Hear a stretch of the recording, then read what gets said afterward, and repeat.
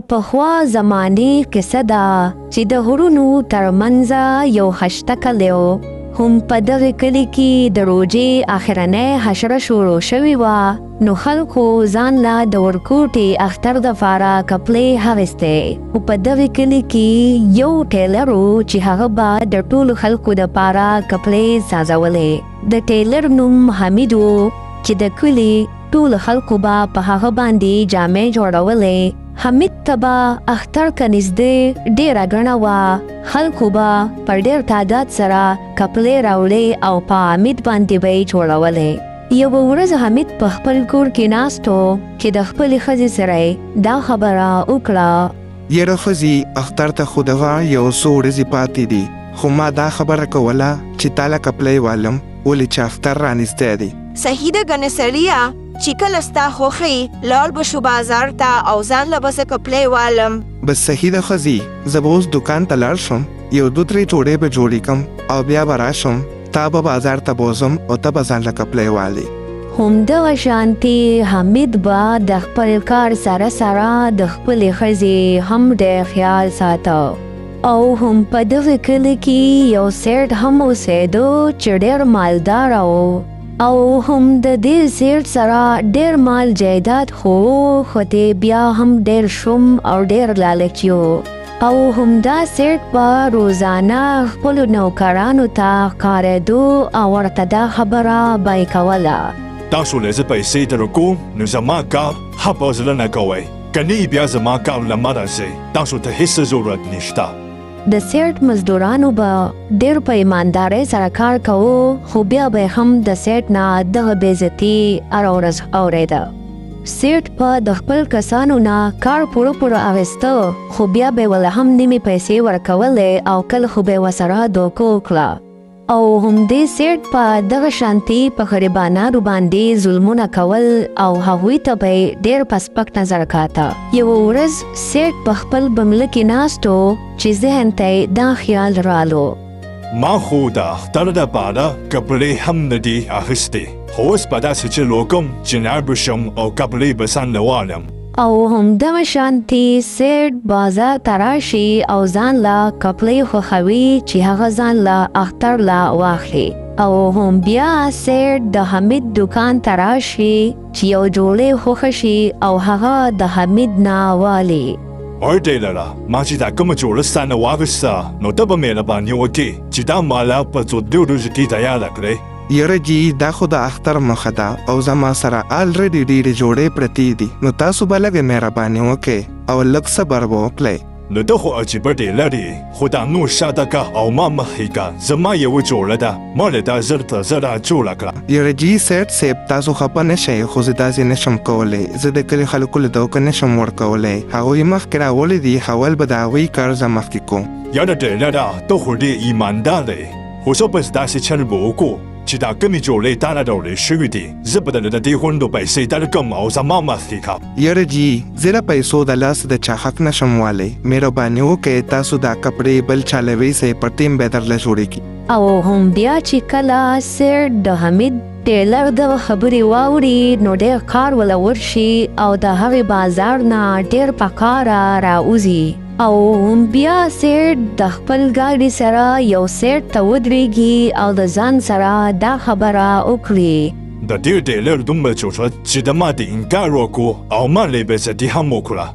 سیټ ته د حمید ټیلر هغه خبرې بېعزتي او انکار ښکاره کېدو او ډېر کار و.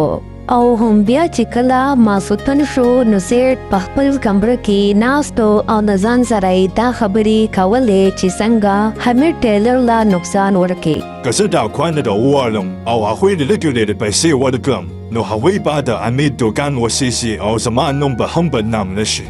همدغه شانتي سیټ ډاکوان راوولي او هغوی له لږې ډېرې پیسې ورکړې او د حمید دکان ورکا په نښه کړي. او هم بیا هغه ډاکوان د حمید دکان ته اور ولګوي او د هغه ځای نه په تېښته منډې کړي. او هم بیا چې کله په سبا باندې حمید ټیلر خپل دکان دغه حال ویني، نو ډېر خفه شي د کلی خلک هم د حمید ټیلر خواته راشي او ورلدا تسلی ورکوي. حمید بچی پاسا او د خپل دکان سامان راون کا پدی کې بستا هیرو. خو بیا چې کله حمید ټیلر د خپل دکان سامان راوندوي نو وګوري چې د هغه ماشین بالکل بچ دی. د الله لاک شکر دی چې زما ماشین په دغه اور کې بچ شوی دی. او هم بیا حمید ټیلر د خپل ځان سره هغه ماشین کور ته ویسي او ډېر خوشحاله وي ځکه چې د هغه ماشین بچ شوی وي. حمید ټیلر په خپل کور کې یو سیټ ته ځان لازي جوړ کړي او اوس حمید ټیلر په خپل کور کې جامې جوړوي او بل طرف ته هغه سیټ ډېر خوشحاله وي او دغه وایي چې ما خو حمید ټیلر لا ډېر غټ نقصان ورکړو. خو حمید ټیلر د زړه نه ډېر مضبوط و نو هغه د هغې نه بعد هم په خپل کور کې جامې تیارولې. حمید ټیلر باندې به ماسوتن هم رالی خو دغه محنت پې کوو چې د خلکو کپړې اختر لا تیارې کړي او هم دغه شانتي ټیم تېرېدو چې په منځ کې یوه هفته تېره شوه او هم اوس یوه هفته پس حمید په خپل کور کې جامې جوړولې او د ځان سره دا خبره وکړه. ما خو د خلکو کپړې تقریبا ورسولې خو دا یو څو جوړې دي دا به زه په قلاره جوړو. او هم بل طرف ته د سیټ په کور باندې د بجلی تارونه تللی وي او هغه اوس شارټ شوي وي نو د سیټ نیم کور اور والي او هم اوس د سیټ په کور کې دغه اور خورېږي خو هغه ته دا پته نه وي بېغمه ناست وي او د ځان سره خبرې کوي چې اچانک یې وګوري چې د هغه کور نه اور بلیږي او هم بیا سیټ د هغې خپلې بنګلې نه سره د خپلې ښځې راوځي او د هغه بنګله ډېر اور اخیستی وي. سیټ چې د خپل کور دغه د اور شغلې ویني نو ورته د حمید هغه دکان هم وریاد شي کوم چې هغه په ډاکوانو باندې سېزلی و. ما د حمید ټیلر سره ډېر بد کړی و زما نه هغه بدلې ووتو خو زه دې اوس بښنه غواړم ګنې زه به نور هم دغه شانتي ودرېږم. او هم بیا په سبا سهار باندې سیټ په هغه کوڅو کې ګرځي چې د حمید ټیلر کور معلوم کړي چې د هغه نه بښنه وغواړي او هم د ډېر مزل نه پس آخر کار سیټ د حمید ټیلر کور معلوم کړي. وروره حمیده ما معاف کړه زه ستا نه بښنه غواړم ما ستا دکان سېزلی و خو زه ستا سره واده کوم چې زه به تا له زه نه ښکلی دکان جوړ کړم او ته مهرباني وکړه ما معاف کړه زه ستا مجرم یم. او هم بیا چې حمید ټیلر د دغه سیټ دا خبرې واوري نو سیټ معاف کړي.